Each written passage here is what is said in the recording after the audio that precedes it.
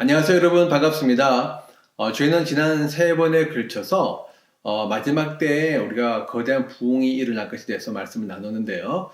자, 그렇다면 이제 우리가 어떻게 해야 할 것인가를 한번 생각해 보도록 하겠습니다. 예수님께서 제레미야에 대해서 말씀하시면서 종말의 징조를 많이 말씀하셨는데, 예수님께서 종말의 징조를 말씀하신 가장 중요한 이유는요, 우리가 그 징조를 보고 껴서 준비하도록 하기 위함입니다. 그래서 우리가 이 종말의 징조를 통해서 미래를 우리가 예측하고 또 이 시대 분별하는 것도 중요하지만, 더 중요한 것은 거기에 맞춰서 우리가 어떻게 구체적으로 준비할 것인가, 준비가 중요하죠. 부흥도 마찬가지입니다. 부흥이 일어나게 될 것이지만, 그러나 중요한 것은 그 부흥이 일어났을 때 우리가 어떻게 할 것인가, 그것이 중요하겠죠. 그래서 오늘은 여러분들과 함께 이 마지막 때 부흥을 어떻게 준비할 것인가에 대해서 한번 좀 생각을 해보도록 하겠습니다. 먼저 우리가 생각해 보는 것은 정말 이 마지막 때 부흥에 누가 쓰임을 받을 것인가. 적어도 이 영상들 보신 사람들은 부흥이나 마지막 종말에 대해서 관심 있는 사람들일 것이라고 생각하고요. 그렇다면 여러분들 마음속에 다 하나님께 쓰임받고 싶어 나오는 열망들이 있을 것입니다. 모든 사람이 다 쓰임을 받지는 않을 것입니다. 쓰임을 받는다 하더라도 사람마다 정도의 차이가 있을 것입니다. 디모데후서 2장 20절에서 21절 말씀 읽으면, 큰 집에는 금그릇과 은그릇만 있는 것이 아니라 나무 그릇과 질그릇도 있어서 어떤 것은 귀하게 쓰이고 어떤 것은 천하게 쓰입니다. 그러므로 누구든지 이러한 것들로부터 자신을 깨끗하게 하면 그는 주인이 온갖 좋은 일에 요긴하게 쓰는 성별한 귀한 그릇이 될 것입니다 라고 말씀하셨습니다. 그러니까 주인이 쓰는 그릇들이 많이 있는데, 금그릇 같은 그릇도 있고요, 그리고 질그릇 같은 그릇도 있다는 거예요. 그리고 나무 그릇도 있고. 근데 그것은 여러 가지 용도에 따라서 달리 쓴다는 거죠. 금그릇은 정말 귀한 손님들에게 쓰겠죠. 중요한 자리에 쓰게 될 것입니다. 뭐 나무 그릇이나 아니면 그냥 뭐 그런 질그릇 같은 경우는 사실은 뭐 그냥 쉽게 그냥 평범하게 뭐 깨져도 상관없고, 없으면 다시 구하면 되고 이렇게 쓰게 되겠죠. 그러니까 많은 사람들이 마지막 때에 쓰임을 받게 되겠지만, 그러나 정말 금그릇처럼 쓰이는 사람도 있을 것이고, 어떤 사람들은 질그릇과 아니면 그냥 나무 그릇처럼 쓰임을 받는 사람도 있을 것입니다. 저는 적어도 여러분들이, 특별히 저의 영상을 보는 분들은 이 마지막 때 정말 주님 앞에 금그릇과 은그릇처럼 쓰임 받는 분들이 되기를 원합니다. 근데 제가 이렇게 말씀을 나누고 있는데, 아마 많은 분들은 이 마지막 때 부흥에 대해서 그렇게 감이 잘 안 잡히는 분들도 계시리라 하는 생각이 듭니다. 저는 개인적으로 제 인생에 있어서 성령께서 굉장히 강력하게 역사하셨던 어떤 시기가 있었습니다. 그때를 저는 돌아보면서 그때 하나님께서 저를 통해서 그렇게 역사하셨던 것은, 하나님께서 이 마지막 때 부흥을 위해서 제게 정말 정말 작은 맛배기를 제게 보여주신 것이 아닌가 하는 생각이 들 때가 있었습니다. 집회를 하는데, 제가 집회를 하면 보통 뭐 6시 반, 7시부터 시작하면 집회 시간이 6시간, 7시간이 넘어갔습니다. 30분 찬양하고 1시간 반, 2시간 설교하고 또 중보기도 1시간씩 하고, 그러고 난 다음에 또 개인기도 하고, 사람들이 6시간, 7시간, 새벽 1시, 2시까지 그냥 안 가고 모여서 찬양 들으며 기도하며 하나님의 은혜를 받았는데, 성경에서 굉장히 강력하게 역사하니까 이제는 없었던 놀라운 일이 막 일어나기 시작했습니다. 축사도 일어나고 병도 고치시고 사람들이 은혜를 받기 시작하는데, 물론 저는 그것도 너무 감사해요. 뭐 병도 고치시고 축사도 감사하지만, 하나님께서 저희 모임 가운데 하나님의 사랑에 대한 깊은 깨달음을 주셔서 사람들의 마음이 치유되고 회복되기 시작하는 겁니다. 집회를 마치고 나서 모든 사람들에게 다 제가 개인적으로 다 기도를 해줄 때였습니다. 한 친구가 와서 기도를 하는데, 기도하자마자 그 친구가 쓰러졌어요. 뭐 그런 일이 너무 빈번하니까 사실 특별히 아무 생각도 없었습니다. 그리고 난 다음에 그 다음날 그 친구들과 그 친구가 함께 저한테 와서 하는 이야기가 있었어요. 그 친구는 목회자의 딸이었고, 어릴 때부터 외국에 나와서 생활을 하다가 뭐 미국, 유럽, 뭐 중국, 나중에 중국까지 왔더라고요. 정말 어릴 때만 따로 떨어져 살면서 본인의 이야기로는 자기가 살인병원은 다 해봤다는 대학생이었는데, 그런 이제 세상에 타락한 상태에 있었습니다. 근데 그 마음속에 하나님께서 나 같은 사람도 사랑하실까에 대한 그런 마음이 있었다는 거죠. 하나님을 알고 있고 하나님 앞에 다시 가고 싶은 마음도 있지만, 자기가 너무나 죄가 많기 때문에 하나님은 나 같은 사람을 절대 사랑하지 않을 거라는 그런 마음이 있었는데, 친구들이 모임이 어려우니까 같이 가자고 해서 그 여학생을 데리고 왔어요. 근데 뭐 그 친구들이 또 나중에 뭐 집회 설교 마치는 다음에 기도 받으러 나가자고 하니까 또 따라서 나와서 기도를 받았는데, 제가 딱 기도를 하는데 갑자기 저기 눈앞에서 조그만 빨간 점이 보이기 시작했다는 겁니다. 근데 그 점이 점점 커지는데, 그 빨간 점이 어떤 점이냐면 사람의 심장 모양의 점이었답니다.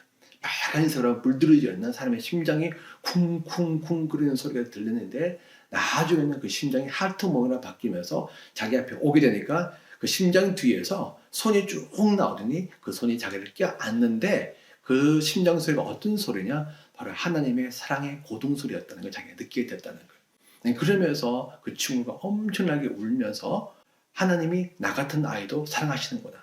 하나님이 나 같은 아이에게 하나님께서 은혜를 베푸셔서 나를 기다리고 계셨구나. 하나님의 나는 정말 나 자신을 더럽다, 추하다 라고 생각하지만은 하나님께서 나를 사랑하고 아끼고 계시는구나. 그래서 저한테 다가왔다고 자기가 다시 정말 오랜만에 하나님의 사랑을 다시 경험하고 그 사람이 너무 감격스러워 어젯밤에 계속 울면서 기도하다가 오늘 나한테 나왔다고 이야기하는 걸 제가 기억이 납니다. 또 한 가지 케이스는 회개예요. 정말 수십 년 동안 교회를 다녀도 전혀 회개하지 않던 분들이 막 회개를 하기 시작하는 겁니다. 회개를 하고 난 다음에 비행기들 다 해주는데 어떻게 굉장히 큰 키가 185, 190 가까이 되는데 그리고 연세가 조금 있으셨는데 굉장히 얼굴이 우그럭부럭하고 이게 체격이 너무 좋으신 건장하신 좀 무섭게 생기신 어떤 남자분이 오셨어요. 근데 제가 그분을 위해서 딱 기도했는데 기도해 주시자마자 그분이 막대기 쓰러지면서 통곡을 하면서 회개를 하기 시작하는 겁니다. 근데 그 교회 담임 목사님이 저한테 이야기를 정말 마음이 완고한 분이고 굳어지는 분이고 아무리 설교도 꿈쩍도 하지 않은 분인데 그냥 기도 한번 하는데 갑자기 회개가 나면서 오랫동안 마음에 묵어뒀던 그 죄들을 회개하고 고백하고 뒹굴면서 하나님 앞에 나오는 거예요. 한 번 이런 이야기를 하더라고요. 정말 제자 훈련으로 아주 유명한 목사님이셨습니다. 그분이 제가 이제 집회를 하고 난 다음에 오셔서 하시는 이야기가 10년 동안 제자 훈련하는 것보다 오늘 밤 한 번 집회가 더 강력하고 더 은혜로웠다 라고 말씀하는 걸 제가 들은 기억이 있습니다. 바로 그것입니다. 성령께서 한번 역사하시면 강력한 능력이 나타나서 이제는 없던 일들이 나타나게 되는데 신유, 축사는 그건 너무 당연하죠. 하지만 우리의 마음에 깊은 상처와 아픔들이 주님의 그 뜨거운 사랑으로 말미암아 다 씻겨지고 우리의 죄책감과 절망과 우리의 모든 슬픔들 다 씻겨지고 낙심부터 시작해서 모든 두려움들 다 사랑의 정말 하나님의 그 불용광로 같은 그 사랑의 불구덩 속에서 우리가 다 씻겨지고 녹여지는 일들 그런 일들이 일어나게 될 것입니다. 더불어서 정말 강력한 하나님의 은혜가 부어져서 사람들 속에 죄가 드러나고 죄를 회개하고 하나님의 말씀에 무릎 꿇고 그래 모이기 시작하는 거예요. 그게 집회가 이제 너무 은혜로우니까 사람들 막 데려오기 시작합니다. 그러니까 보통 집회를 하면 하루보다 이틀, 3일, 4일 가면 시간이 흐를수록 사람들이 더 많아지는 거예요. 왜? 은혜로우니까 사람들이 더 데리고 오는 거죠. 외부에 있는 교회들도 데려오고 직원들도 데려오고 막 데려오는 겁니다. 데려와서 밤새도록 그냥 새벽 2시, 3시까지 막 같이 기도하고 예배드리고 찬양. 근데 피곤하지가 않아요. 지치지가 않습니다. 성령의 강력한 임재를 막 느끼면서 정말 우리가 구름 위로 들어가는 그런 느낌도 받기도 하고 정말 하늘나라에 있는 그런 느낌을 받기도 하고 정말 하나님의 임재 속에서 지내는데 그 평안과 기쁨과 위로가 말을 표현할 수가 없는 그런 하나님의 그 놀라운 임재를 경험한 적도 있었습니다. 그렇게 되고 난 다음에 사람들이 서로 모이기 시작하는 거죠. 왜? 은혜를 받으니까 은혜 받으니까 사람들이 좋아가지고 서로 모이는데 그 모임에는 은혜 받은 사람들이 모이니까요. 그 모임이 너무나 은혜로운 거예요. 너무나 감사하고 기쁘고 즐겁고 간증하고 찬양하고 감사하고 또 서로 또 격려해주고 또 받은 은혜를 가지고 서로 또 말씀을 더 나눠주고 그리고 서로 또 서로에서 기도해주고 그러니까 더 은혜가 더 넘치고 모임 속에서 그냥 조그만 공동체 안에서 조그만 모임들 막 있었는데 그 모임들이 더 은혜로워지는 겁니다. 이것이 사실 바로 부흥이거든요. 이런 일들이 사실 그는 제가 경험한 거는 정말 작은 100% 중에서 1%도 안 되는 그런 작은 것들이었지만 저는 성령에서 역사하시는 강력한 그런 일들을 저는 경험한 적이 있었습니다. 정말 나중에 정말 성령께서 부어주실 그 놀라운 은혜를 저는 다시 소망하지 않을 수가 없습니다. 여러분도 정말 소망함으로 그 부흥의 때를 기다리고 맞이할 수 있도록 준비를 하면 좋겠습니다. 그럼 구체적으로 어떻게 준비할 것인가? 첫 번째 제가 여러분에게 드리고 싶은 말씀은요. 먼저 하나님과의 관계에 여러분들이 우선순위를 둬야 한다는 것입니다. 여러분 아무리 급해도 하나님과의 관계보다 더 중요한 것은 없습니다. 하나님과의 관계는요. 인간의 창조의 목적이요. 존재의 목적입니다. 하나님께서 우리 인간을 창조하신 가장 중요한 목적은 무엇이냐? 바로 하나님께서 하나님의 영광에서 창조했다고 나와 있거든요. 이사야서 43장 7절 21절 보면 하나님께서 하나님의 영광 위에서 인간을 창조했다고 나와 있고요. 또 우리 창세기 1장 26절 읽으면 하나님께서 인간을 창조하시되 자신의 형상과 자신의 목적대로 창조하였다고 말씀하셨습니다. 자신의 형상과 자신의 모양이 무엇이냐? 네 가지 의미가 있지만 가장 핵심적인 거는요. 형상은 하나님의 속성이고 모양은 하나님의 존재 방식입니다. 쉽게 말하면 하나님께서 인간을 창조하시되 하나님처럼 존재하도록 하기 위해서 하나님의 속성을 넣어줬다는 거예요. 그럼 하나님처럼 존재하는 것이 무엇이냐? 하나님은 삼위일체 하나님이세요. 공동체 하나님이십니다. 근데 그 공동체 하나님이 그냥 공동체로 존재하시는 것이 아니라 사랑의 사귐을 가짐으로 말미암아 한 분으로 존재하시는 분이시죠. 그러니까 하나님께서 인간을 창조할 때도 하나님은 인간이 공동체로 존재해서 공동체 안에서 서로 사랑의 사귐을 갖도록 창조하셨습니다. 그렇게 하기 위해서 뭐가 필요하죠? 사랑이나 속성이 필요한 거예요. 관계적인 속성이 필요한 겁니다. 사랑은요, 본성적으로 관계적인 속성이 있어요. 사랑은 누군가를 가까이 하고 싶고 사귀고 싶고 그와 친밀해지고 싶은 욕망이 있습니다. 아주 아름다운 욕구죠. 하나님께서 우리 인간에게 사랑의 욕구를 부어 넣어주니까 인간이 그 욕구를 가지고 나서 이제 공동체에서 서로와 더불어 함께 살기를 원하는데, 그것은 인간과의 관계뿐만 아니라 하나님과의 관계도 마찬가지입니다. 하나님께서 인간을 자기의 자녀로 삼으시고 인간을 자기의 관계, 그러니까 삼위일체 하나님과의 관계 속으로 인간을 초청하신 거예요. 그래서 하나님께서 하나님과의 관계만 누린 것이 아니라 그 인간과의 관계도 다시 누리신 겁니다. 이렇게 생각할 수 있죠. 우리가 결혼하게 되면 부부가 남자와 여자가 만나서 결혼하고 부부 관계가 형성이 됩니다. 그렇죠? 그런데 아이가 태어나게 되면 이 부부 관계만 주어진 것이 아니라 아이와의 관계가 더해지게 됩니다. 부부와의 관계도 즐겁고 감사하고 기쁘지만은 자녀가 함께 할 때 그 기쁨이 더 커지게 되는 거죠. 그래서 그 부부는 자기의 그 사랑의 관계 안으로 자녀를 초청해서 자녀와 함께 사랑 관계를 맺습니다. 하나님이 바로 그런 분이세요. 하나님과 예수님의 성령님이 사랑의 사귐으로 함께 하나가 되신 분이지만 그 관계 안으로 하나님께서 인간을 창조하시고 그 인간을 자녀로 삼으시고 그 자녀된 인간을 자신들의 관계 안으로 초청해서 자기와 함께 사랑의 교제를 나누면서 기쁨을 누리기를 원하시는데, 그것이 바로 하나님께 영광이 된다는 겁니다. 그렇기 때문에 인간에게 있어서 그 관계는요, 바로 인간의 창조의 목적이요, 존재의 목적입니다. 그 어느 것보다 가장 중요한 것은 바로 하나님과의 관계입니다. 우리가 마가복음 12장 29에서 30절 이렇게 나와 있죠. 예수께서 대답하셨다. 첫째는 이것이다. 이스라엘아 들어라. 우리 하나님이신 주님은 오직 한 분이신 주님이시다. 내 마음을 다하고 내 목숨을 다하고 내 뜻을 다하고 내 힘을 다하여 너의 하나님이신 주님을 사랑하여라. 예수님께서 말씀하시기를 우리가 여러 가지 계명이 있습니다. 구약의 율법에는 613가지의 계명이 있는데 이 계명 중에서 가장 중요한 핵심적인 계명은 무엇이냐? 그것은 바로 우리의 마음과 뜻과 목숨, 힘을 다해서, 이건 뭐냐면 우리의 생각과 감정과 의지와 삶의 모든 방식과 존재를 다해서 우리가 하나님을 사랑하는 것, 하나님을 추구하는 것, 하나님과 관계를 맺는 것, 이것이 가장 중요하다는 것입니다. 우리는 예수님이 내일 오시든 그 전혀 상관없어요. 부흥이 되든 전혀 상관없어요. 우리 목숨이 내일 끊어지든 전혀 상관없어요. 우리가 어떤 상황에 놓여 있든지 언제 어디서 무엇을 하든지 전혀 상관없습니다. 우리의 삶의 가장 중요한 존재의 목적은, 우리가 창조된 목적은, 그리고 우리가 구원받은 목적은, 그리고 성도로 살아가는 목적은, 그리고 우리가 하늘나라에 올라가서 주님과 함께 사는 가장 중요한 궁극적 목적은 무엇이냐? 바로 하나님을 사랑하기 위한 것입니다. 그렇기 때문에 우리가 이 부흥을 위해서도 마찬가지예요. 교회 부흥도 사실은 하나님과 더 깊은 사랑의 사귐을 들어가기 위해서 부흥이 필요한 거거든요. 그래서 우리는 이런 시기일수록 더욱더 하나님과 관계에 힘써 우리가 맺어야 됩니다. 특별히 이 종말의 시기는 매우 혼란스럽고 어둡고 암울한 시기로 말씀을 드렸습니다. 그렇기 때문에 세상이 계속 요동치고 우리의 마음을 불안하게 하고 우리로 하여금 하나님께 집중하지 못하게 만들고 자꾸 세상의 어떤 현상이나 사건에 마음을 기르게 만듭니다. 요즘 이 종말의 음모론이 자꾸 많이 나오고 있는데 저는 음모론을 좋아하지 않습니다. 왜 좋아하지 않느냐? 여러 가지 이유가 있지만 가장 중요한 첫 번째 이유는 뭐냐면 하나님께 집중하지 못하고 다른 것에 집중하도록 우리의 마음을 흔들어뒀기 때문입니다.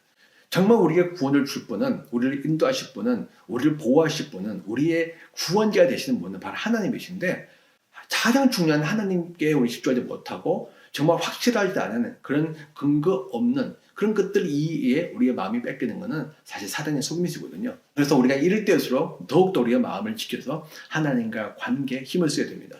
여러분들 그렇게 하나님 관계에 힘을 쓰게 되면요, 어떻게 되느냐? 먼저 우리가 거룩한 삶을 살게 되어집니다. 갈라디아서 5장 16, 17절 말씀에 여러분 성령이 인도해 준 대로 살아가십시오. 그러면 육체의 욕망을 채우려 하지 않을 것입니다.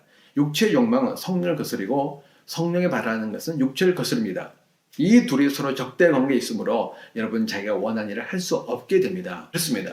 우리 지금 하나님과의 관계를 더 힘쓰게 되면요, 관계를 가까이 하게 되면 가까이 할수록 내가 사랑하는 사람이 내 존재에, 내 마음에 가득 차게 됩니다. 누구든지 마찬가지예요. 여러분들이 너무 일을 좋아해서 여러분 일을 가까이 하게 되면요, 우리 마음에 일에 대한 생각으로만 가득해집니다. 우리가 돈을 좋아해서 돈만 가까이 하게 되면 내 마음에 돈에 대한 생각으로만 가득해져요.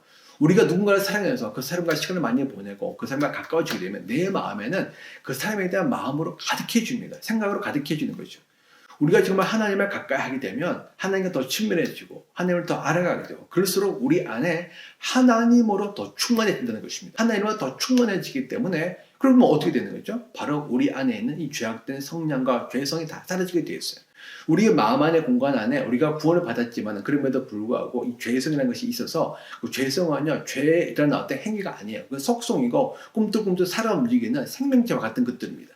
그래서 그것이 죄가 계속 활동하면서 여차하면 우리를 집어삼키려고, 우리를 지배하려고 죄를 엿보고 있는데, 이 죄성을 이기는 가장 핵심적인 방법은 무엇이냐? 바로 우리가 하나님을 충만해지는 거예요. 사람이 죄만 묵상한 데서, 회개만 한 데서 절대 우리가 거룩한 삶을 살 수는 아닙니다. 그거는 바람직하지 않습니다. 물론 회개가 중요하지만 회개만 하면 절대 되지 않아요. 더 중요한 것은 바로 하나님과 관계입니다. 하나님과 관계를 힘써서 우리 안에 사랑의 하나님, 거룩한 하나님, 은혜의 하나님, 능력의 하나님, 진리의 하나님으로 충만해지게 되면, 충만해질수록 우리 안에 있는 죄성이 힘을 잃게 됩니다. 그게 나와있죠? 육체의 욕망은 성령을 거슬고 성령을 바라는 것은 육체를 거스릅니다. 이 둘이 서로 적대 관계에 있으므로 여러분은 자기가 원하는 일을 할 수 없습니다. 어떻게? 여러분이 성령께서 인도해주는 살아가게 되면, 우리가 어떻게 성령께서 인도해주는 살아가게 되죠? 성령을 충만한 사람, 성령에 민감해진 사람, 그런 사람들이 성령의 인도하심을 따라 살게 되는 겁니다. 왜 그것이 중요하냐? 마지막 때는 하나님께서 거대한 회개의 역사를 일으키게 됩니다. 하나님께서 회개와 영적 각성을 줘서 우리 모든 죄를 다 드러내게 될 텐데, 금그릇과 은그릇처럼 깨끗한 그릇으로 쓰임을 받게 되려면 지금부터 우리가 우리 자신을 정결하게 깨끗하게 하나님의 은혜를 맞이할, 성령의 능력을 맞이할 우리의 준비를 해야 되는 거거든요. 그때 하나님께서 그렇게 준비된 사람들을 사용하신다는 것이죠. 두 번째는 뭐가 필요하냐면 우리는 이제 말씀을 공부해야 됩니다. 여러분, 부흥의 시작은요, 말씀으로 돌아가는 것입니다. 어떤 분들은 이제 부흥을 위해서 기도를 드립니다. 물론 기도가 너무너무 중요하죠. 기도 반드시 필요하고 없어서는 안 됩니다. 정말 반드시 있어야 될 필요 조건이지만 그것이 충분 조건은 아니에요. 기도보다 더 먼저 우선적으로 해야 될 것은 우리가 하나님의 말씀을 듣는 것입니다. 기도를 통해서 우리가 하나님께 우리의 마음을, 또 우리의 필요를, 우리의 열망을 하나님의 앞에 갖고 있는 소원함들 우리가 아뢰고 간구하고 하나님의 은혜를 구하는 것도 중요하지만, 더 중요한 것은 우리가 하나님의 말씀을 듣는 거예요. 하나님의 말씀을 듣는 것보다 더 중요한 것은 없습니다. 구약을 보게 되면 구약의 부흥의 시대에 사실 하나님의 말씀이 먼저 선포되어지고 들려졌습니다. 여러분, 우리가 신약도 보게 되면 부흥이 어떻게 일어나게 됐죠? 사실 사도 베드로가 말씀을 선포하니까 그 말씀을 두고 사람들이 회개하고 돌아오게 되고, 회개하고 돌아온 사람들이 교회를 모였는데 어떻게 모였죠? 모여서 그들이 사도들을 초청해서 말씀을 듣는데 힘을 썼다고 나와 있거든요. 그러면서 하나님을 알아가는 겁니다. 이 마지막 때는 정말 혼란스러운 시대이기 때문에 수없이 많은 소리들이 들립니다. 여러분 유튜브 보십시오. 저도 유튜브를 하고 있지만 얼마나 많은 소리들이 있습니까? 얼마나 많은 주장들이 있습니까? 얼마나 많은 이야기들이 있습니까? 나름대로 하나님의 음성을 들었다 이야기하고 있고, 나름대로 이렇게 됐거나 저렇게 됐거나 이야기하고 있고, 아니면 세상적인 정보가 지식도 넘쳐납니다. 우리에게 이렇게 해보라 저렇게 해보라는 것도 너무너무 많이 있습니다. 그렇지만 그 중에서 우리가 정말 들어야 될 것은요, 바로 하나님의 말씀이에요. 왜냐하면 우리는 듣는 것을 생각하고 생각한 대로 살아가게 돼 있거든요. 그래서 우리가 무엇을 듣는 것이 너무너무 중요해요. 왜? 듣는 것이 우리의 생각을 결정하고 그 생각이 우리의 삶을 또 결정하기 때문에 그렇습니다. 이사야서 28장 23절 말씀에 너희는 귀를 기울여서 나의 목소리를 들으라. 주의 깊게 내가 하는 말을 들으라. 이사야 51장 1절 말씀에 구원을 받고자 하는 사람들아 내가 하는 말에 귀를 기울여라. 도움을 받으려고 나 주를 찾는 사람들아 내가 하는 말을 들으라. 이사야 55장을 보게 되면 어째 너희는 양식을 얻지도 못하면서 돈을 지불하며 배부르게 하여 주지도 못하는데 그 때문에 수고하느냐. 들으라. 내가 하는 말을 들으라. 그리하면 너희가 좋은 것을 먹으며 기름진 것으로 너희 마음이 즐거울 것이다. 너희는 귀를 기울이고 나에게 와서 들으라. 그러면 너희 영혼이 살 것이다. 내가 너희와 영원한 언약을 맺겠으니 이것은 곧 다윗에게 베푼 나의 확실한 은혜이다. 하나님께서 뭘 말씀하고 계시죠? 와서 들으는 것입니다. 여러분, 원래 우리의 성경은 지금은 우리가 다 기록되어 있어서 우리가 책을 읽을 수 있지만 옛날에는요, 사실 다 두루마기 있었고, 두루마기는 사실 매우 소수만 읽었어요. 제사장들만 잘 읽을 수 있었고, 뭐 일반인들 잘 읽지 못했죠. 물론 나중에 70인역이 번역되고 난 다음에 조금 더 우리가 보급되어졌지만은, 그래서 원래 성경은요, 다 이게 사실 우리가 구전용, 우리 목소리로 전하고 귀로 듣는 용이었어요. 우리가 이 부흥의 시기에 정말 중요한 것은 저는 무엇보다 먼저 우리가 말씀으로 돌아가는 것이다라고 생각합니다. 그렇다면 우리는 어떻게 이 말씀으로 돌아가는 거죠? 저는 여러분에게 말씀을 공부하려고 고민하고 싶습니다. 우리가 말씀을 공부하는 것은요, 바로 하나님을 알기 위해서요. 호세아 6장 3절 말씀에 우리가 주님을 알자, 애써 주님을 알자라고 했습니다. 우리가 정말 얼마나 주님을 알고 있느냐, 얼마나 우리가 하나님을 알고 있느냐, 정말 저는 제 마음에 안타까움 중에 하나가 뭐냐면, 우리 성도들이 교회는 오래 다녔는데, 직분은 우리가 받았는데, 나름대로 봉사도 많이 했다고 하는데, 실제 하나님을 아는 지식은 너무나 부족하다는 것입니다. 하나님을 안다는 크게 우리 세 가지로 이야기할 수 있는데, 첫 번째는 하나님의 속성을 아는 겁니다. 하나님의 존재적으로, 본질적으로 어떤 분이신지 여러 가지 속성이 있는데, 그 속성을 아는 것이고, 두 번째, 하나님의 계획을 아는 것입니다. 하나님의 계획, 하나님의 뜻을 아는 것이죠. 하나님께서 과연 무엇을 생각하고 계시며, 무엇을 뜻하고 계시며, 무엇을 이루기를 원하시는가, 하나님의 그 관점도 포함되는데, 하나님께서 이런 것들을 어떻게 바라보시는가. 세 번째는요, 하나님이 하시는 사역들, 일인들입니다. 과연 하나님께서 하나님의 계획, 하나님의 뜻을 위해서 무엇을 하고 계시는가, 그리고 과거에 무엇을 하셨는가, 그리고 앞으로 또 무엇을 하실 것인가. 우리가 사실은 다른 것들에 대해서 우리가 할 이야기가 너무 많이 있죠. 그렇지만 막상 하나님에 대해서 말씀해 보라고 이야기하면 정말 성경적으로 하나님에 대해서 구체적으로 정확하게 말할 수 있는 사람들이 10분, 20분을 말할 수 있는 사람들이 쉽지가 않아요. 우리가 드라마 이야기하는 거, 영화 이야기하는 거, 맛집 이야기하는 거, 뭐 옷 이야기하는 거, 그건 뭐 줄줄이 막 나오죠. 근데 막상 하나님 이야기는요, 못한다는 거예요. 왜 못하느냐? 모르기 때문에 못하는 겁니다. 근데 우리가 모르는데 우리가 어떻게 믿을 수 있죠? 우리는 뭘 믿고 있는 겁니까? 모르는데 우리가 어떻게 믿고, 우리가 모르는데 어떻게 하나님과 관계 맺을 수 있고, 모르는데 우리가 어떻게 하나님을 섬길 수 있나요? 그래서 그 무엇보다 중요한 것은 바로 우리가 하나님을 아는 것입니다. 특별히 우리가 하나님을 알기 위해서는요, 우리가 하나님의 나라의 복음을 공부하는 것이 중요해요. 성경 전체가 다 복음에 대해서 이야기하고 있는 것인데, 특별히 이 복음은요, 우리 개인의 구원을 넘어선 하나님의 나라의 차원의 복음입니다. 누가복음 4장 43절 말씀에 예수께서 그들에게 말씀하셨다. 나는 다른 동네에서도 하나님의 나라의 복음을 전해야만 한다. 나는 이 일을 위해서 보내심을 받았기 때문이다. 하느님께서 예수를 보내시고 예수께서 이 땅에 오신 목적이 무엇이냐? 바로 하나님의 나라의 복된 소식. 이 복된 소식이 뭐냐면 구원의 소식이거든요. 우리는 개인적으로 이 구원의 소식을 그냥 우리 개인적인 어떤 구원으로만 우리가 국한시키는 경향이 아주 강합니다. 그래서 내가 예수 믿고 내가 천국 간다는 거죠. 물론 그것이 틀린 이야기는 아니고 그것이 성경에서 우리가 전하고 있는 이야기도 하지만 하나님의 구원은요, 그보다 훨씬 더 넓고 큰 구원이에요. 하나님의 구원은 만물이 회복하는 것이고 하나님께서 창조하신 이 모든 세상을 하나님께서 새롭게 하시는 것을 의미합니다. 그 속에 우리 인간 개인의 구원도 포함되는 거죠. 그래서 그 모든 것들을 다 뭐라고 하냐면 하나님의 나라의 복음이라고 이야기합니다. 또 제가 약간 좀 안타까운 것은 뭐냐면 너무나 우리가 이 개인 구원에만 집중되다 보니까 사람들이 나 중심적인 생각을 하면서 하나님 중심적인 생각을 못한다는 겁니다. 모든 관심이 나 중심으로 흘러가게 되는데 사실 하나님의 큰 관심은 하나님의 나라의 회복이고 그 하나님의 나라에 우리를 초청해서 참여시키는 거거든요. 하나님께서 정말 이 하나님의 나라를 어떻게 회복하게 되느냐, 우리 개인 구원에만 집중되다 보니까 어떤 문제가 생기냐면 이 시대와 역사를 보지 못하는 겁니다. 하나님은 이 시대와 역사를 통해서 하나님의 구원의 계획을 계속 이루고 계시고 또 앞으로 더 이루어 가실 것입니다. 그리고 더 이루어 가시면서 여러 가지 상황과 환경과 사건들이 일어나게 될 것이고 그 일들을 통해서 하나님의 뜻을 이루게 될 것인데 하나님은 그 일들이 우리를 초청하기를 원하세요. 그래서 하나님은 하나님의 거대한 하나님의 나라의 회복을 꿈꾸고 계시고 그걸 성취하시죠. 우리는 그게 동참해서 하나님과 함께 동력할 부르심을 받은 자들인데 개인의 구원에만 집중되다 보니까 이 종말론적 신앙이 너무나 약해지는 겁니다. 종말론적 신앙이 약해지다 보니까 이 시대를 봐도 이 시대가 어떤 시대인지 그걸 전혀 분별하지 못하고 그냥 나 혼자 구원받았기 때문에 나 천국 간다는 생각만 하고 있는 거죠. 그건 결코 하나님이 원하시는 마음이 아닙니다. 그래서 이 복음을 공부하되 특별히 하나님의 나라 차원에서 복음을 공부하는 것은요, 한 세 가지 정도 우리 중요한 방법이 있습니다. 첫 번째는 뭐냐면 창세기부터 요한계시록까지의 성경 구속사적. 그러니까 지금 사실 우리 성경은요, 이 구속 연대기별로 되어 있지 않습니다. 우리 연대기로 공부하는 게 굉장히 중요한데 왜냐하면 이 연대로 공부하는 거는 하나님의 구원의 하나님으로서 역사의 주인으로서 만물을 통치하는 왕으로서 하나님의 구원의 계획을 어떻게 이루어 가시는지 그걸 쭉 보여주고 있거든요. 창세기부터 시작된 하나님의 구원의 계획이 요한계시를 통해서 어떻게 완성되는지, 근데 그냥 완성되는 것이 아니라 하나의 드라마처럼 영화처럼 스토리가 있고 단계가 있고 사건이 있고 전개가 쭉 되어집니다. 그리고 그곳마다 하나님의 특별한 뜻이 있고 또 하나님의 은혜가 있고 하나님의 능력이 나타나게 됩니다. 그리고 이것들이 단계적으로 점진적으로, 그러니까 갑자기 막 일어나는 것이 아니라 단계적으로 점진적으로 계속 그것이 더 깊어지고 확산되게 되어 있습니다.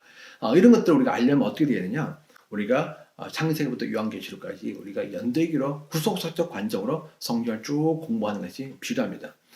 두 번째는요, 하나님의 나라의 복음을 우리가 교리적인 차원에서 우리가 좀 공부하는 것이 필요해요. 교리적인 차원은 예를 들어서 우리가 죄, 구원, 은혜, 삼일체, 하나님, 악, 그리고 사단, 그리고 믿음, 이 모든 것들에 다 성경에서 말하는 중요한 핵심적인 주제들이 있는데 그 주제들을 우리가 쭉 같이 공부를 하는 겁니다. 그래서 그 주제를 하나님께서 성경 정말 통해서 계속해서, 예를 들어서 죄 같은 경우도 창세기 3장부터 시작해가지고 요한계시록 21장까지 계속 그런 것들을 나오게 되는데, 그렇죠? 이 죄들이 어떻게 발전되어지고 어떤 특성들이 있으며 하나님께서 이 죄에 대해서 어떻게 생각하시고 그리고 하나님께서 이 죄의 문제 어떻게 해결하시는가, 그러고 난 다음에 최종적으로 죄가 없는 상태가 되면 어떻게 되는가, 이런 것들을 우리가 성경에 쭉 다 나와 있거든요. 그것도 우리가 쭉 공부해가면서 우리가 하나님을 더 깊이 알게 되는 거죠. 근데 이런 걸 알려면 사실 우리가 성경 전체를 교리적으로 우리가 주제별로 공부를 할 필요가 있다는 겁니다. 세 번째 중요한 것은 이렇게 공부해도 실제적으로 이 말씀이 우리 삶에 적용이 되어줘야 됩니다. 우리가 이 말씀이 아무리 중요해도 이 말씀이 적용되지 않으면, 이 복음이 실제가 되지 않으면 우리는 사실은 이론이고 관념밖에 되지 않습니다. 그렇기 때문에 세 번째로 하나님의 나라를 삶에 적용하는 공부가 필요합니다. 예를 들어서 구원의 확신 같은 거, 우리가 새로운 신분과 정체성 너무너무 중요하죠. 왜냐하면 우리가 분명히 새로운 신분, 하나님의 자녀가 되어졌고 의인이 되어졌는데 우리는 여전히 죄인처럼 생각하고 있거든요. 그래서 우리가 기도할 때 이 죄인을 계속 고백합니다. 여러분, 사실은 그거는 틀린 이야기입니다. 우리는 거룩한 자들이고 의인입니다. 단지 아직까지 죄 속에 남아있을 뿐이에요. 그렇지만 신분은 하나님의 자녀고 의인이라는 것이죠. 그걸 확실히 하고 그것을 바탕으로 해서 하나님과 관계를 맺어야 되는데, 우리가 의인이라는 사실은 계속 잊어버리고 죄인이라는 사실만 계속 부각되어지면서 구원받았음에도 불구하고 마치 구원받지 못한 사람처럼 우리 자신을 취급하고 다룬다는 겁니다.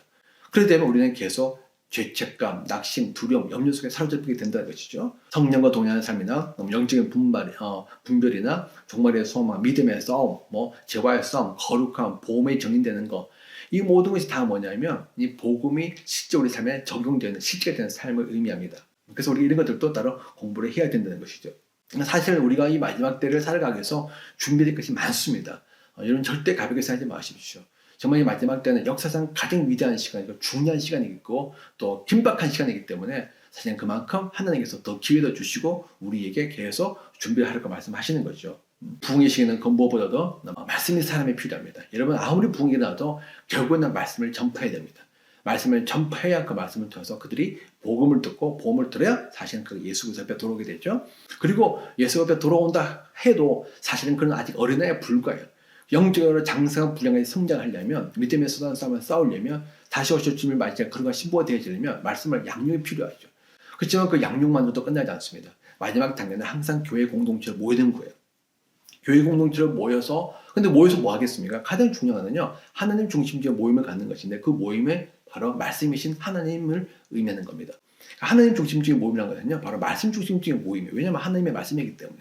그 말씀 중심적인 모임을 가지게 될 때 그 공동체는 하나님을 충만해지고, 충만해질 때 하나님의 은혜, 능력, 역사가 막 나타나게 되는 겁니다. 그래서 이 마지막 때는 그 무엇보다 하나님의 말씀의 사람이 필요합니다. 하나님은 그런 사람을 찾으시는데 여러분들이 그런 분들이 되기를 원합니다. 세 번째 중요한 것은 부흥을 위해서 기도하는 겁니다. 정말 우리가 부흥을 사모하는 사람들은요, 부흥을 위해서 기도하게 되어 있습니다. 하나님께서 이미 지금 많은 분들 마음속에 부흥에 대한 갈망과 소망을 주시며 기도하게 하셔서 너무 감사드립니다. 빌립보서 2장 13절 말씀에 하나님은 여러분 안에 활동하셔서 여러분을 하여금 하나님을 기쁘게 해드릴 것을 염문케 하시고 실천하는 분이라고 이야기했습니다. 이 말씀이 뭐냐면 하나님께서 이 사람들 마음속에 하나님께서 이루실 일들에 대해서 미리 우리 마음에 소원함을 주시고 우리로 하여금 그걸 위해서 기도하게 하신다는 것이죠. 정말 그것을 갈망해서 그것이 정말 우리에게 이루어지도록 간절히 하나님의 은혜를 구하면서 기도하면서 준비하게 하신다는 것입니다.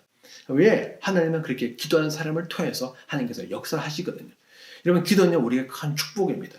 기도를 통해서 우리는 기도 응답받을 때 너무나 마음이 기쁘고 즐겁습니다. 여러분, 기도 응답 생각해 보십시오. 기도했는데 응답 받는 것이 즐겁습니까? 응답받지 않은 것이 즐겁습니까? 우리가 응답을 받게 되면 하나님이 역사하시고 하나님이 살아계시고 하나님이 지금도 내 음성을 듣고 계시고 내 기도에 관심을 갖고 계시고 하나님의 능력이 있으시고 하나님의 나의 모든 삶을 살피고 계신 분이라는 사실을 우리가 느끼고 알고 깨닫게 되는 거죠. 그러면서 우리의 마음에 기쁨이 넘치고 감사와 찬양이 나오게 되고 이런 하나님의 은혜를 간증하고 사람들에게 하나님을 증거하게 되죠. 그렇죠? 또 이렇게 하나님을 경험함으로 말미암아 하나님에 대한 확신과 믿음이 더욱더 굳건해지고 그래서 단단해지니까 어떤 상황과 봐도 기도만 되지 않으면서 마음이 흔들리지 않는 거예요. 더 그래서 우리는 기도했다면 하나님께서 응답하신다는 그 확신이 있으니까 이것이 우리가 또 소망이 되는 겁니다. 그렇게 해서 계속 더 기도를 하게 되는 거죠. 결국에는 이 기도를 통해서 어떻게 되는 겁니까? 하나님과 관계가 더 깊어지고 더 친밀해지게 되는 것입니다. 그래서 하나님은 그 관계성을 위해서 우리에게 기도를 원하시는데 문제는 뭐냐? 우리가 하나님을 향한 갈망이 너무나 부족하다는 거예요. 물론 갈망이 없지는 않아요. 옛날에 C.S. 루이스가 그런 얘기를 했던 것 같은데 우리의 문제는 무엇이냐? 하나님을 향한 갈망이 없는 것이 아니라 하나님을 향하는 갈망이 너무나 부족하다는 것이 우리의 문제가 있다. 그렇게 이야기했던 걸 제가 기억이 납니다. 그렇습니다. 우리가 다 갈망이 있어. 근데 우리의 갈망은요, 너무나 하나님을 향한 갈망이 너무 작다는 거예요. 다른 것에 향한 갈망은 너무나 커요. 세상적인 거, 자녀적인 거, 관계적인 거, 뭐 건강, 아니면 사업적인 거, 물론 그런 것들 다 필요하고 중요하죠. 그러나 그 무엇보다 가장 중요한 것은 하나님이거든요. 하나님보다 더 중요한 건 있을 수가 없습니다. 그렇다면 우리가 정말 하나님을 하는 갈망이 가장 커야 되지 않을까요? 정말 가장 긴급한 것은요, 하나님과 관계예요. 정말 우리 영혼이 다시 살아나는 것입니다. 이거는 영원한 문제고 우리 죽고 사느냐 생과 사에 걸린 문제거든요. 근데 우리가 이게 되는 갈망이 별로 없다는 것이죠. 왜 그랬냐? 사실 우리 속에 아직도 하나님 없이 살만하기 때문에 하나님 없이 그냥 내 힘으로 내 능력으로 내 계획으로 내 방법으로 그리고 내가 갖고 있는 인맥으로 내가 갖고 있는 재산으로 그냥 이런 것들로 살만하기 때문에 우리는 그렇게 하나님을 찾지가 않습니다. 하나님을 찾지 않기 때문에 사실 하나님 앞에 엎드리지 않는 거죠. 기도하지 않는 거죠. 기도하지 않으니까 하나님의 능력이 나타나지 않는 겁니다. 나타나지 않으니까 하나님을 경험을 못하는 거죠. 그러니까 어떻게 되죠? 믿음이 자꾸 식어지고 믿음이 약해지는 겁니다. 믿음이 약해지니까 이젠 기도가 더 안 나오게 되는 거죠. 나중에는 그냥 형식적이고 명목적인 신앙으로 바뀌어져 버리고 마는 겁니다. 다 관념적인 그냥 이론적인 지식적인 그리스도인이 되는 것이죠. 서구교회가 사실은 이런 상황이 있는 거거든요. 그렇지만 하나님께서 지금 팬데믹을 통해서 세상을 흔들고 계십니다. 여러분 아시고 계시죠? 계속 흔들고 있기 때문에 사람들이 더 이제는 하나님 앞에 무릎 꿇고 찾을 수밖에 없다는 것이죠. 마음이 참 기쁘고 감사한 것은 그나마 하나님께서 은혜 베푸셔서 이제서 비로소 서구 교회들이 정말 완전히 기도가 식어져 있고 관념적이고 지식적이고 이론적인 그런 신앙생활, 그러니까 형식적이고 습관적인 신앙생활을 갖게 됐던 그러니까 경건의 모양은 있어요. 왜? 오래전 문화적으로 살아왔기 때문에 배운 것은 있으니까 본 것들은 있으니까 그렇지만 정말 능력이 나타나지 않는 정말 깊은 하나님한 열정과 사랑과 사귐이 없는 그런 삶에서 하나님께서 계속 팬데믹을 해서 흔들고 깨우치니까 이제서 비로소 교회들이 조금씩 기도하고 하나님의 은혜를 구하기 시작했다는 거죠. 너무나 많은 사람들이 아프고 죽어가는 사람도 사실 많았고 경제가 무너지고 사업도 흔들리기 시작하면서 사람들이 하나님의 은혜를 구하기 시작하고 무릎 꿇기 시작했다는 겁니다. 그것이 이제 미국에서도 점점 더 일어나고 있어요. 더 많은 미국 교회들이 사실 사람들 앞에 찾고 무릎 꿇고 기도했습니다. 이제 그것이 한국도 오겠다 저는 생각하고 있습니다. 정말 하나님께서 계속해서 이 팬데믹을 통해서 우리로 하여금 하나님을 찾을 수밖에 없는 상황을 만드는 것이 사실 영적으로 큰 복이에요. 팬데믹이 없어지는 것이 복이 아니고 팬데믹을 통해서 하나님을 찾는 것이 영적인 복입니다. 여러분들 그걸 믿으셔야 됩니다. 그래서 우리는 계속 하나님을 더 찾고 찾아야 되는 것이죠. 저는 개인적으로 이 부흥의 시기에 우리가 기도가 너무너무 중요하고 기도를 해야 되는데 지금 하고 있는 그런 기도 집회를 통해서는 하나님께서 부흥을 주라고 생각하지는 않습니다. 그런 기도 집회가 필요 없다는 것은 아니지만 정말 기도를 하려면요. 그런 기도를 집회를 하려면 사실은 우리가 하나님 앞에 나아갈 준비를 해야 되는 것이죠. 에스겔서 18장 30절 말씀에 이렇게 말씀하고 있습니다. 나 주 하나님의 말이다. 그러므로 이스라엘 족속아 나는 너희 각 사람이 한 일을 따라서 너희를 심판하겠다. 너희는 회개하고 너희의 모든 범죄에서 떠나 돌이켜라. 그렇게 하면 죄가 장애물이 되어 너희를 넘어뜨리는 일이 없을 것이다. 저는 지난번에 하나님께서 지금 우리 한국교회와 서구교회를 심판하겠다고 말씀드렸습니다. 그렇습니다. 그래서 확증합니다. 왜 우리가 심판받아야 되죠? 그건 우리의 죄가 너무나 많이 있기 때문에.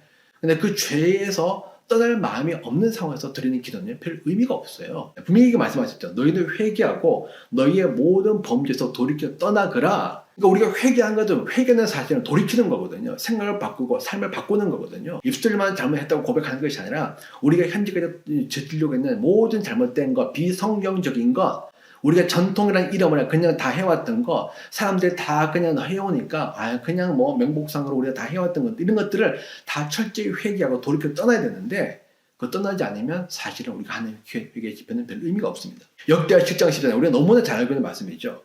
내 이름으로 일컫는 나의 백성이 서로 겸손히 여겨서 기도하며 나를 찾고 악한 길에서 떠나면 하나님이 우리에게 내가 하늘에서 듣고 너희의 죄를 용서해주고 그 땅을 다시 번영시켜 주겠다고 말씀하셨는데, 하나님께서 우리에게 주신 약속에 조건이 있어요. 이건 조건절입니다. 뭐죠? 기도하고 하나님을 찾고 악한 길에서 떠난 겁니다. 기도하고 하나님을 찾는다 말은 뭐냐면 하나님을 알고 싶은 거예요. 하나님과 더 가까워지고 싶은 겁니다. 하나님과 더 가까이 나가서 하나님을 충만한 삶을 살고 싶은 거예요. 그래서 우리가 금식을 하며, 왜? 하나님은 가장 중요한 분이니까 하나님을 간절히 찾는 거죠. 더불어서 악한 길에서 떠나는 겁니다. 그러면 하나님께서 우리 기도를 들어준다는 거예요. 우리가 정말 악한 길에서 떠날 준비가 되어 있는가? 정말 우리가 하나님께서 보시기에 옳지 않은 것들, 우리가 보기에 괜찮다고 해서 괜찮은 것이 아니라는 겁니다. 중요한 하나님께서 보시기에 괜찮지 않으면 그거는 다 버려야 되는 거예요. 이사야서 1장 12에서 15절 말씀이에요. 너희가 나의 앞에 모이러 오지만 누가 너희에게 그것을 요구하였느냐? 나의 뜰만 밟을 뿐이다. 다시는 헛된 점을 가져오지 말아라. 다 쓸모없는 것들이다. 분양하는 것도 나에게 역겹고 초하루와 안식일과 대회로 모든 것도 참을 수 없고 거룩한 집회를 열어놓고 못된 시도하는 것도 더 이상 내가 견딜 수 없다. 나는 정말로 너희가 초하루 행사와 정한적이기 싫다.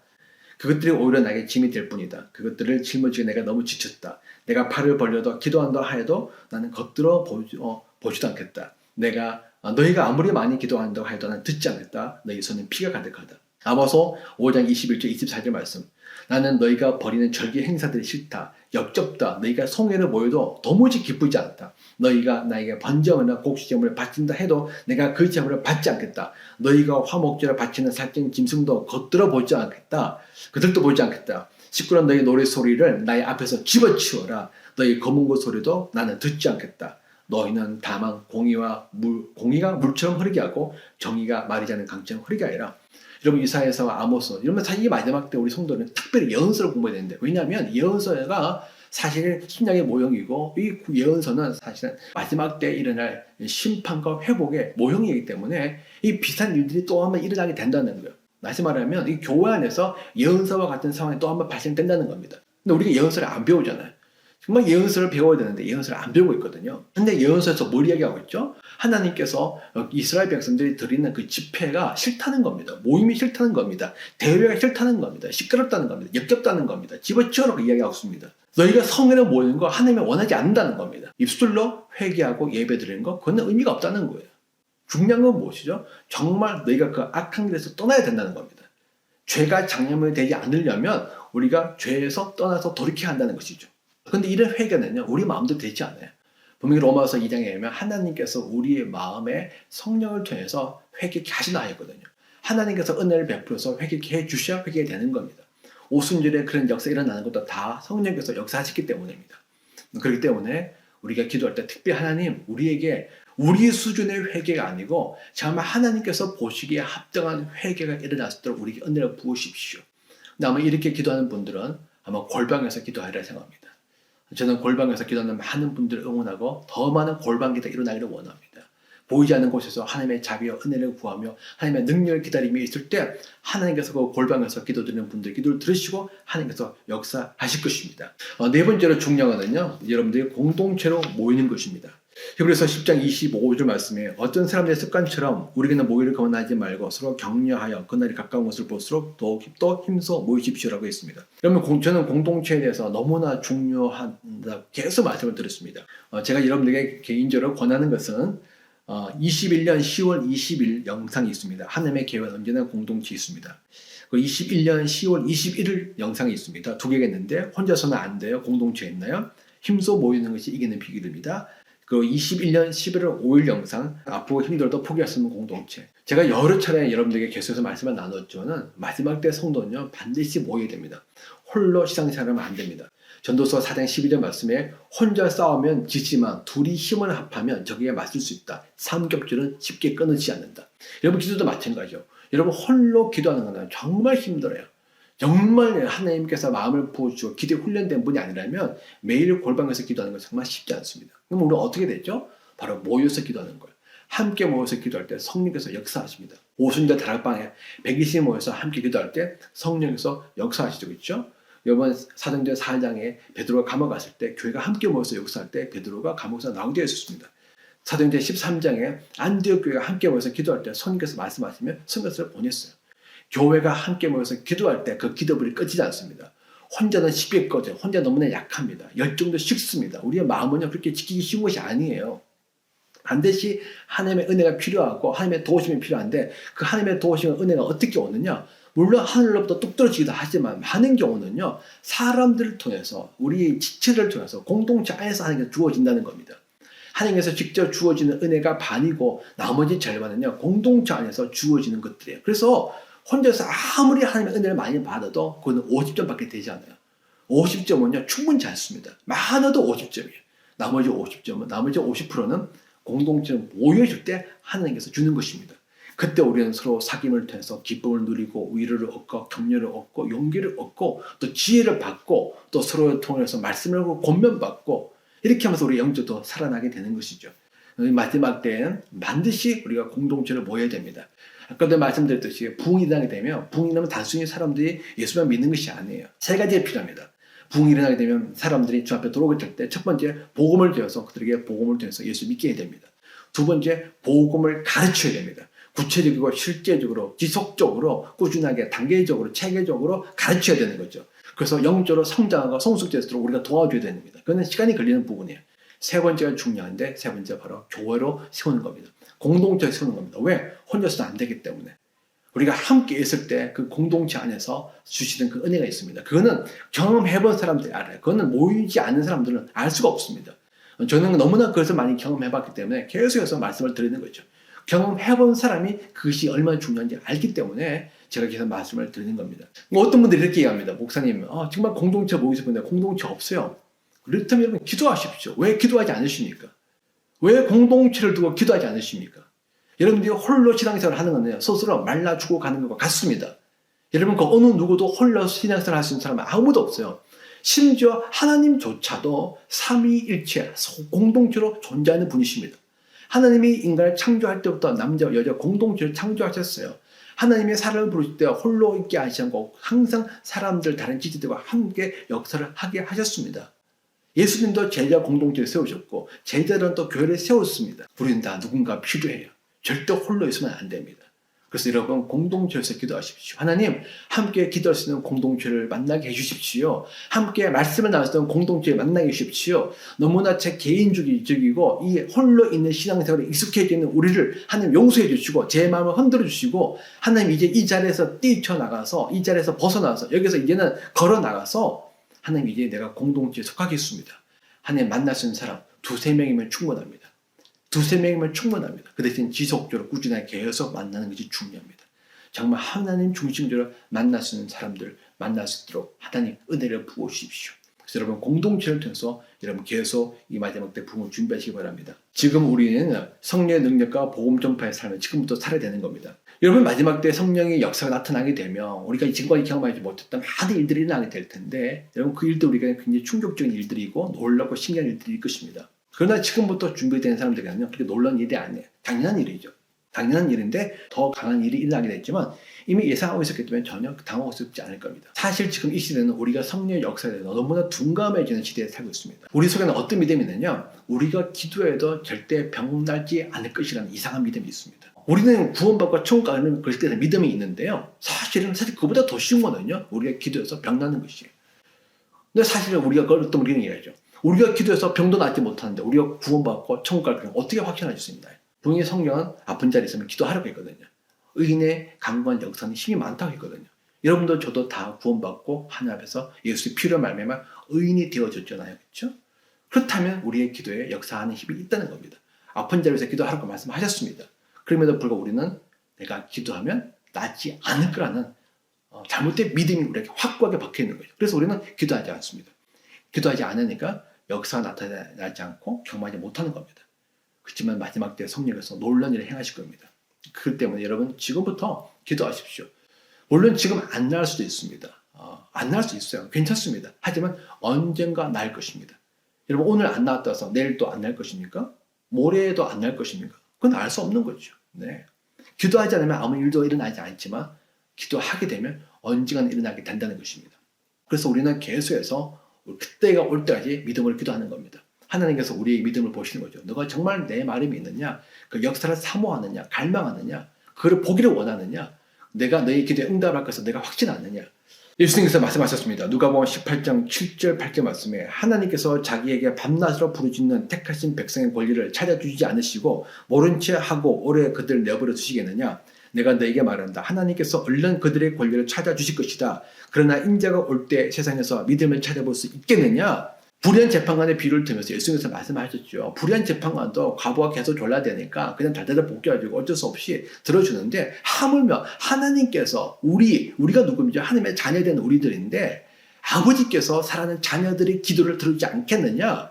얼른 들어준다는 것이죠. 그렇죠? 하나님께서 자기에게 밤낮으로 부르짖는 택하신 백성의 권리를 찾아주시지 않으시고 모른 체하고 오래 그들 내버려 두시겠느냐? 내가 너에게 말한다. 그렇지 않다는 겁니다. 오래 내버려 두지 않는다는 겁니다. 하나님의 때가 되면 하나님께서 속히 응답하신다는 것이죠. 그런데 인자가 올 때 세상에서 믿음을 찾아볼 수 있겠느냐? 다시 말하면 예수님께서 다시 오실 때 사람들의 믿음이 식어졌다는 것이죠. 이 믿음은 어떤 믿음입니까? 바로 우리가 기도해도 하나님께서 응답하지 않을 거야. 우리가 기도해도 병자가 낫지 않을 거야. 우리가 기도해도 귀신이 쫓겨나지 않을 거야. 그런 믿음인 거죠. 그런 믿음이 없으니까 사람들이 기도하지 않은 겁니다. 그래서 말하면 이 믿음은 어떤 믿음이죠? 기도 응답에 대한 확신이 없기 때문에 기도하지 않는 상태가 도래하게 될 것인 것이죠. 여러분 지금 보십시오. 교회 기도가 거의 대부분 식었습니다. 옛날 그렇게 뜨겁던 기도마다 사실 다 기도가 식었고요. 그렇게 뜨겁던 순복음교회조차도 기도가 식었습니다. 이건 뭘 의미하는 거죠? 바로 예수님의 말씀이 지금 이루어지고 있다는 것이죠. 하지만 그럴 때서 우리는 더욱더 이 말씀 붙들고 기도해야 됩니다. 하나님께서 응답하실 것입니다. 그러면 지금부터 여러분들이 아픈 자리에서 기도하시고 또 여러분 혹시 이게 마음이 힘든 자리에 있으면 치유해서 기도하십시오. 하나님께서 역사하실 것입니다. 더불어서 지금부터 사실 우리는 성령을 의지하고 성령께 물어보는 것을 습관해야 됩니다. 우리 시대 우리 성도들은 비판하는 것 같지만은 안타까운 게 하나 뭐냐면 하나님께 물어보지 않고 사는 것이 우리 몸에 체질화되고 습관이 됐다는 거예요. 분명히 하나님이 우리 주인이신데 하나님이 우리의 왕이신데 우리는 하나님의 백성이고 하나님의 종인데 종이라면 백성이라면 당연히 왕이고 주인이신 하나님의 뜻을 알고 그 뜻대로 살아야 되죠. 하나님이 나의 모든 것을 다스리시고 내 모든 것이 다 주님의 것이라면 주님이 우리를 다스리는 것이 당연하죠. 그렇다면 우리가 늘 주님께 물어보는 것이 몸에 배에서 한다는 겁니다. 하나님 내가 어떻게 살아야 될까요? 오늘 하루 어떻게 살아야 될까요? 나에게 주신 이 재정 내가 어떻게 사용해야 될까요? 이 시간을 어떻게 내가 사용해야 될까요? 우리가 계속해서 묻는 훈련을 해야 되는데 묻지 않으니까 성령님의 음성을 듣지 못하는 겁니다. 묻지 않는데 어떻게 듣겠습니까? 그렇죠? 못 들으니까 사실은 계속해서 어떻게 되는 거죠? 나 중심적인 삶을 살게 되는 겁니다. 하나님 중심적인 삶이 아니고 나 중심적인 내 생각대로 내 계획대로 내 습관대로 옛날에 살았던 방식대로 살게 되는 거죠. 그러니까 당연히 또 말씀드리지만 하나님을 경험하지 못하게 되는 겁니다. 오히려 영적인 어려움을 더 많이 겪게 되고 삶의 성장과 변화가 없는 거죠. 그렇죠? 그래서 여러분들이 정말 성령을 따라가고 싶으면 성령이 행하시는 놀라운 부흥의 역사를 경험하고 싶으면 지금부터 여러분들이 성령에 민감한 삶을 살아내야 되는데 그렇게 하려면 여러분들이 성령께 물어보시는 훈련을 여러분들이 계속 하셔야 됩니다. 아침에 일어나면서부터 계속해서 물어보는 거죠. 하나님 오늘 하루 주시면 감사합니다. 오늘 하루 어떻게 살까요? 오늘 하루 만날 사람들 우리가 어떻게 만날까요? 오늘 무엇을 해야 될까요? 계속 물어보는 겁니다. 그리고 안 들릴 수 있겠지만 그럼에도 불구하고 여러분들이 성령님의 음성에 귀를 기울여서 기다리는 거예요. 계속 기다리십시오. 안 들린다고 절대 포기하지 마십시오. 어떤 분들은 그렇게 얘기하더라고요. 목사님, 그래 하나님의 음성 듣는 거는요. 목사님이 듣는 거지 우리는 듣는 것이 아니에요. 그 성도분도 자기는 하나님의 음성을 들을 수 없다는 확신 속에 있더라고요. 예. 그 아주 잘못된 확신이고 잘못된 거짓된 믿음이죠. 성경에 분명히 이야기했거든요. 예수님께서 말씀하기를 내 양들은 내 목소리를 알아듣는다. 나는 내 양들을 알고 내 양들은 나를 따른다. 예수님의 양은 목자이신 예수님의 음성을 듣는다고 말씀하셨습니다. 우리는요, 목자이신 하나님의 음성을 들을 수 있습니다. 더불어서 목자 음성을 듣는 거는요, 순종하기 위해서 듣는 거예요. 듣고 난 다음에 우리가 그에 대해서 아무런 반응하지 않으면 아무런 의미가 없습니다. 우리가 듣는 목적은 바로 순종하기 위함입니다. 그렇기 때문에 여러분들 하나님 말씀하십시오. 제가 따르겠습니다. 말씀하십시오. 순종하겠습니다. 그 마음으로 물어보십시오. 물어보고 난 다음에 하나님께서 말씀하는데 우리가 그에 대해서 아무런 반응도 하지 않고 말씀에 따르지 않으면 하나님께서 우리에게 말씀하시는 이유가 없고 의미가 없지 않겠습니까? 그러면 결국엔 하나님 따로 나 따로 살아가는 겁니다. 전혀 하나님과 연합되어 있는 삶이 아닌 거죠. 그래서 여러분들이 지금부터 성령에 민감하시고 더불어서 여러분들 지금부터 복음을 전파하십시오. 지금 사실 우리가 복음 전파할 사람들이 참 너무너무 많이 있습니다. 그때 복음 전파하려고 하지 마시고 여러분 지금부터 준비하십시오. 여러분 더하기 빼기도 잘 안 되는데 어떻게 나중에 곱하기를 할 수 있겠습니까? 그렇죠? 1, 2, 3, 4를 모르는데 어떻게 나중에 더하기 빼기를 할 수가 있겠습니까? 여러분 지금도 사실 우리가 전도하지 못한다면 나중에 그때 갑자기 전도가 되겠습니까? 여러분 제자들이 처음부터 갑자기 전도가 된 것이 아니었습니다. 예수님께서 제자들과 함께 다니면서 70명 전도자 아시죠? 둘씩 묶어서 전도를 보냈습니다. 훈련을 보냈습니다. 그래서 그들이 전도하고 그리고 복음을 전파했습니다. 사람들이 그런 걸 경험했습니다. 그 훈련이 되어졌기 때문에 나중에 성령 오시니까 훈련되어진 대로 그것이 능력으로 나타나게 되는 겁니다.